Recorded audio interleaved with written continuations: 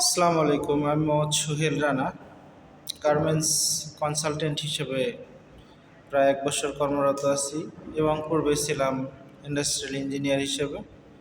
আমার মোট চাকরির অভিজ্ঞতা প্রায় ৮ বছর। আমার চাকরির শুরু লাইফটি হচ্ছে গার্মেন্টস সুইং ইনপুটম্যান থেকে, তারপর পর্যায়ক্রমে বর্তমানে কনসালটেন্ট। তো গার্মেন্টসে বিভিন্ন সময় অতিবাহিত হওয়ার ফলে কিছু বিষয় আমার দৃষ্টিগোচর হয়েছে এবং কিছু বিষয় আমার উপলব্ধি হয়েছে, যে বিষয়গুলো আমার মনে হলো যে শেয়ার করা অত্যন্ত জরুরি। বর্তমান সময়ে আপনারা হয়তো জানেন যে গার্মেন্টসে বর্তমান স্যালারি র্যাঙ্কস অনেক বেশি।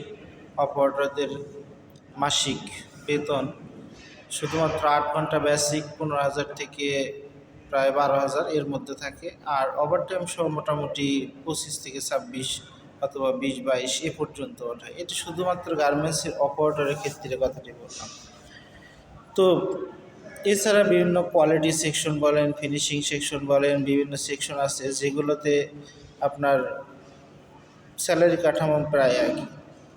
তো আমি যে বিষয়টি উপলব্ধি করতে পারি সবসময়, সেটা হচ্ছে যে বিভিন্ন গার্মেন্টসে গেটে গেটে দেখি অধিক সংখ্যক লোকজন যারা চাকরি প্রত্যাশিত এবং একে অপরকে বলতেছে, ভাইয়া আমার একটা জবের ব্যবস্থা করে দেন, আমার একটা চাকরি প্রয়োজন, আমার ফ্যামিলিতে আমি একাই উপার্জনে সক্ষম। এরকম অনেক মানুষের কথাই শোনা যায় এবং দেখা যায়।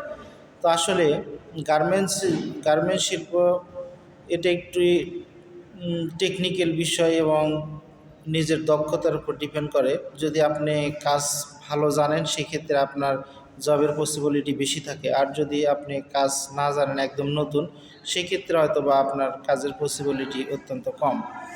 তো এক্ষেত্রে আসলে যেটা বলবো সেটা হচ্ছে যে যারা নতুন তারা কি কাজ পাবে না? হ্যাঁ, পাবে। তাদেরও একটা পর্যায়ে শেষ করে আসতে হবে। যেমন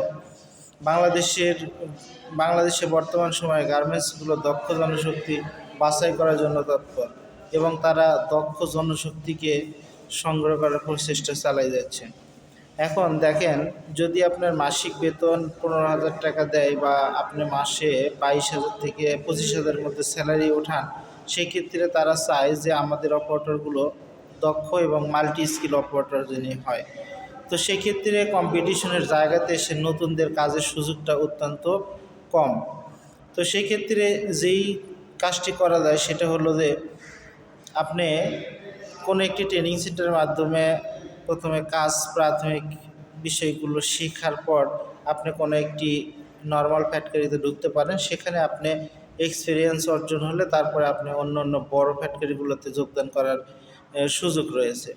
এখন আপনাকে কিছু জানতে হবে। আমার ওভারঅল কথার একটা উদ্দেশ্য, সেটা হচ্ছে যে আপনাকে গার্মেন্টসের সেলাই করা, সুইং করা বিষয়টি জানতে হবে, তারপরে আপনি গার্মেন্টসে সুযোগ পাবেন। আদারওয়াইজ আপনি হয়তো কোনো গার্মেন্টসে হেল্পার হিসেবে সুযোগ পাচ্ছেন, কিন্তু সেটা অত্যন্ত কম এবং আপনার প্রতিদিন কাজের যে প্রেশার রয়েছে তাতে আপনার কাজ শেখা অত্যন্ত জটিল, মানে আপনি এটা সম্ভাবনাই নেই। সেই ক্ষেত্রে আমি যেটা বলবো, যে কোনো একটা ট্রেনিং সেন্টারের মাধ্যমে আপনার সেখানে সেলাইয়ের প্রাথমিক পর্যায়গুলো শেষ করে কোনো একটি নর্মাল ফ্যাক্টরিতে যোগদান করুন, তারপর আপনি বড় ফ্যাক্টরিতে ওগুলো অ্যাপ্লাই করুন। দেখেন, অনেকে আছে চাকরি খোঁজে, অনেকে আছে চাকরি করে, অনেকে আছে চাকরি করে এবং ছেড়ে দেয়। ৩ শ্রেণীর মানুষ আমাদের মধ্যে রয়েছে। তো সেক্ষেত্রে আপনাকে সিদ্ধান্ত নিতে হবে যে আসলে আপনি কি করতে যাচ্ছেন। দেখা যাচ্ছে কেউ একজন আছে যে গার্মেন্টসের চাকরিকে এখনও অবহেলা করে এবং মনে করে যে এটা একটা চাকরি হলো, গালাগালি। আসলে আপনি যা ভাবতেছেন তা কিন্তু না। এখনকার বর্তমান সময়ে গার্মেন্টসের পরিস্থিতি কিন্তু চেঞ্জ হয়ে গেছে। এখন কিন্তু কোনো গালাগালি বা কোনো ধরনের কিছু নেই, বেতন নিয়ে কোনো ধরনের সমস্যা নেই। হাতে গোনা ২-১টা ফ্যাক্টরিতে হয়তো এই ধরনের সমস্যা রয়েছে যে বেতন কাঠামো বা বেতন নিয়ে আন্দোলন, কিন্তু বেশিরভাগ গার্মেন্টসগুলোই স্বচ্ছতার সঙ্গে তাদের স্টাফদের বা ওয়ার্কারদের সাথে দৈনন্দিন কাজ করে থাকে। আপনার এটা ভাবার কোনো অবকাশই নেই যে গার্মেন্টসে গালাগালি বা অন্য কোনো ধরনের সমস্যা রয়েছে। দেখুন, বাংলাদেশে অনেক ধরনের মানবাধিকার সংস্থা থেকে বিজিএমই এবং বিজিএমের বিভিন্ন সংস্থা বাংলাদেশে বিভিন্ন গার্মেন্টসগুলোতে সর্বক্ষণই তাদের কার্যক্রম পরিচালনা করছে এবং তাদের শ্রমিক সংগঠনগুলো এখন বর্তমান তৎপর, যার কারণে কোথাও কোনো ধরনের গালাগালি বা মারধর এই বিষয়গুলো যদি আপনার ভেতরে ভুল ধারণা থাকে, তাহলে আমার এই ভিডিওর মাধ্যমে আপনি ক্লিয়ার হতে পারেন যে বর্তমানে গার্মেন্টসে এই ধরনের কোনো সমস্যা নেই। তো আপনি হতে পারেন ইন্টারমিডিয়েট পাস, হতে পারেন এসএসসি পাস, হতে পারেন মাস্টার ডিগ্রি পাস, কিন্তু আপনাকে গার্মেন্টসে প্রাথমিক লেভেলগুলো শেষ করে গার্মেন্টসে আসতে হবে। সেটা আপনি যেটা দিয়ে শুরু করেন।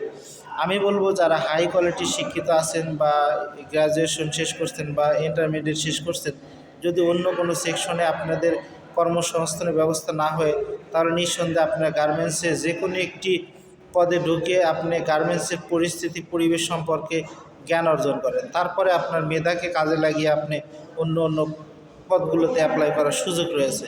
কিন্তু আপনি যদি একদমই নতুন হয়ে থাকেন, কোনো কিছু গার্মেন্টসের জানেন না, তাহলে আপনি যদি গার্মেন্টস বিষয়ে ইঞ্জিনিয়ারিং করা থাকে, সেক্ষেত্রে আপনি কিন্তু কোনো ভ্যালু অ্যাডেড করে না।